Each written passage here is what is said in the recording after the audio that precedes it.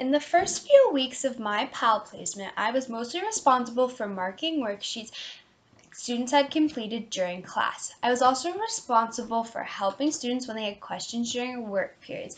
Occasionally, I would be responsible for handing out worksheets to the students and also making sure the students who missed class days were caught up in the unit.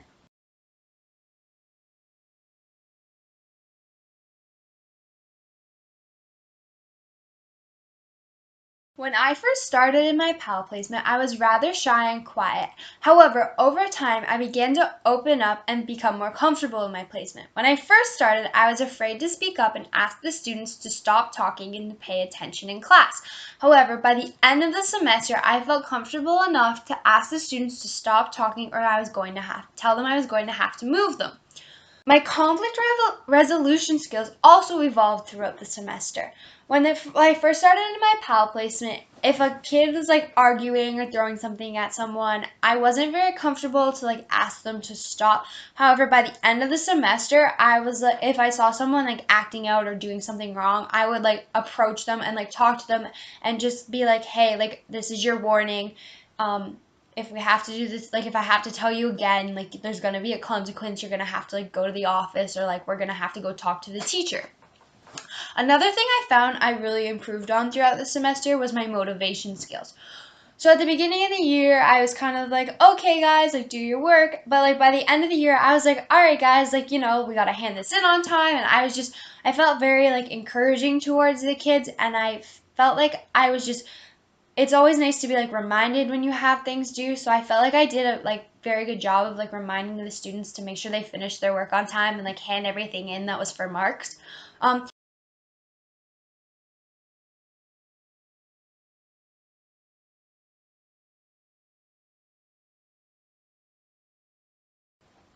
One of the proudest leadership moments in my PAL semester was when I was asked to take a small group of students up to the computer lab for a work period.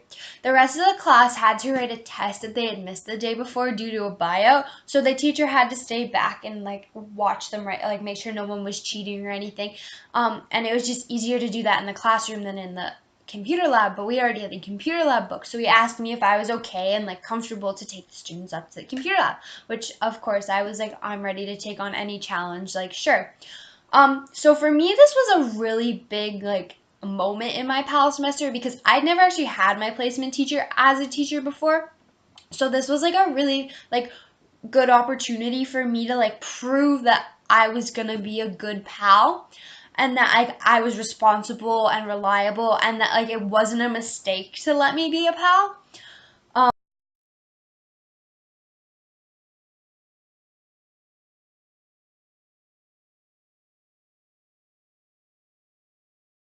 Throughout the PAL semester, I reached most of my goals. However, there was one goal that I couldn't quite reach. And it was just I wanted these like specific students. There was like two of them, and I just wanted them to stop talking during class, like pay attention, hand their work in on time, like help them pass the class so they didn't have to retake it. And unfortunately, it didn't really work out the way I planned. So for a while, I would like constantly tell them, I'd be like, okay, guys, you have to pay attention in class. Like you have to hand in your work on time.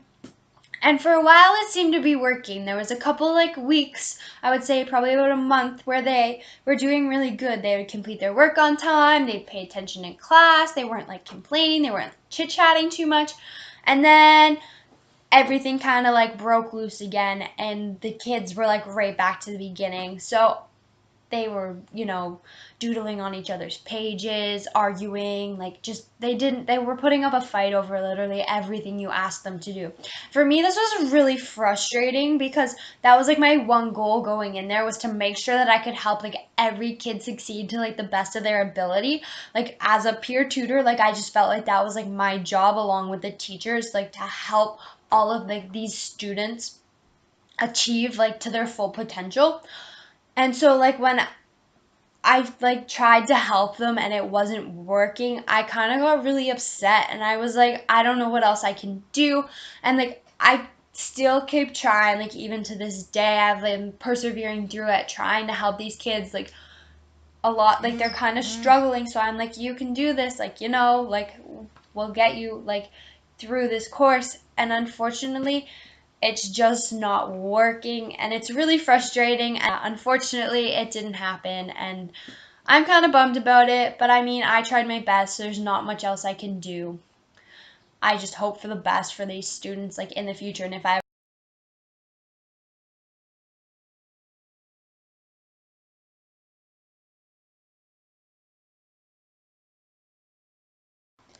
throughout my semester in PAL, I had to apply conflict resolution quite often.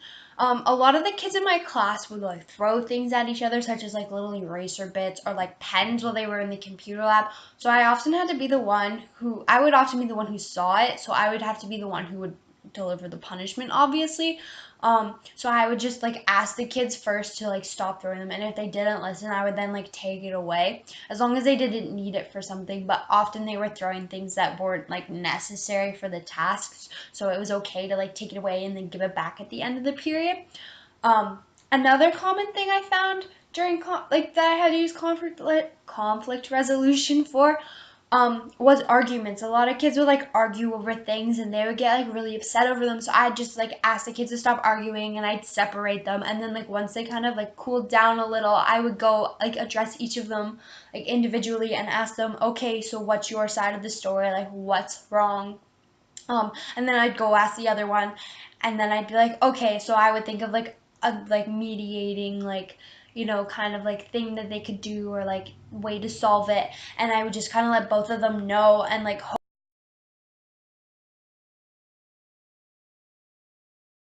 so what would I do differently if I could take this course again? I would make sure that I break out of my comfort zone a lot quicker than I did this first time.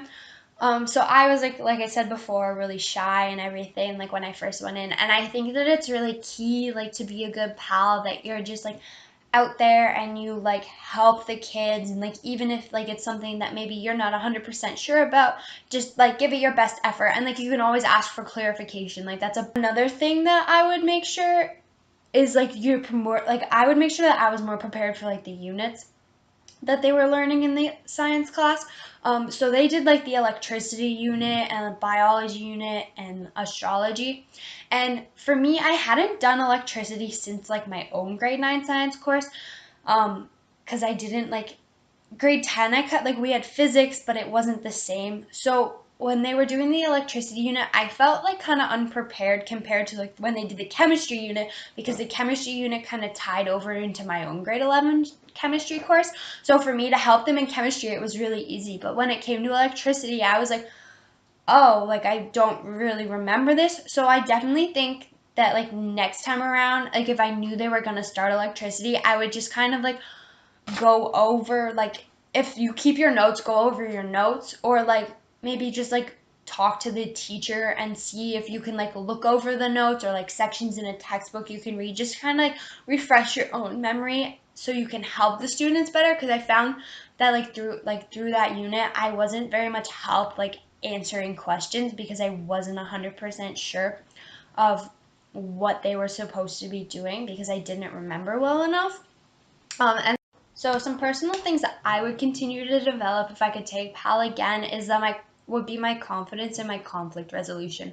So confidence for me was like a really big thing to like develop this year, to just kind of like be confident like when I'm like helping the students and like giving them answers, because if you're not confident, they're just gonna go ask the teacher anyways. And like the whole point of you being there is like to help those students, so the teacher doesn't have to help all those kids at once.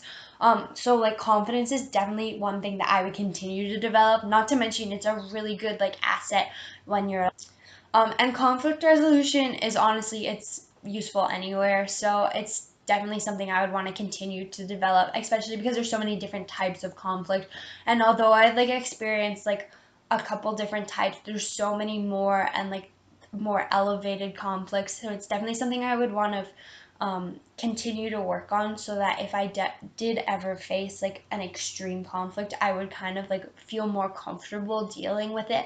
Whereas like even now, I feel like if like there was like a big fight, like I don't really know like how confident I would be in my resolution skill, like conflict resolution skills.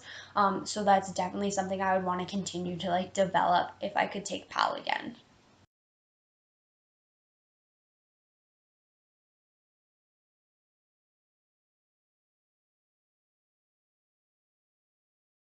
So advice that I would have for students to like who want to take this class in the future is make sure you step out of your comfort zone. Honestly, like take charge of situations, try new things. Like you're gonna develop so many more skills trying new things than you would if you just kind of like stayed in your comfort zone and like in your little bubble and like kind of went with the flow and like the teacher like doesn't really tell you what to do, so you just don't do anything above and beyond. But it's definitely important to like break out of that comfort zone and like do things, or like ask the teacher if you can do something that you don't think you would normally do. um or like if you see like there's like a group that like needs help, you don't wait for the teacher to like ask you to do it or wait for the teacher to go over, like go over and like take charge. Like as a pal, you've been sitting through the lessons, like chances are you can help them like with what they're struggling with. So just like take charge and like be like a mini teacher. I mean, that is like you're there for like peer tutoring, right? So you want to like help the students the best you can. So definitely take charge in situations like that. Um, Another thing is make sure you're an active pal. Like some pals just kind of like sit on the sidelines and they like mark things and they don't really interact with all the students. And like for me, the interaction with the students was a really big part of the pal experience. Um, it's super important too because like you give the kids a good experience with the pal, and like you're gonna enjoy the class more the more you're like involved in it. So like if they're doing a lab and they need help with the lab, go help them with the lab. Like don't do their work for them, mind you, but like if they need like a little bit of help setting something up, interact with them. Or even if another thing I would make sure is like pick a placement teacher. They like you don't always have to pick a placement teacher just because you've had them. Like my placement teacher I'd never had as a teacher before, and honestly I think that was like the best decision for me to make because I felt like I had to prove myself and I worked harder in PAL than I would have if I had a teacher that I knew really well, or like that I like was kind of comfortable with. So for me it was like a really like important thing, like just like sure that you know the subject and like the subject that you're paling. The worst is when like you get a pal that's like, oh, I don't really like this subject, but I needed a course.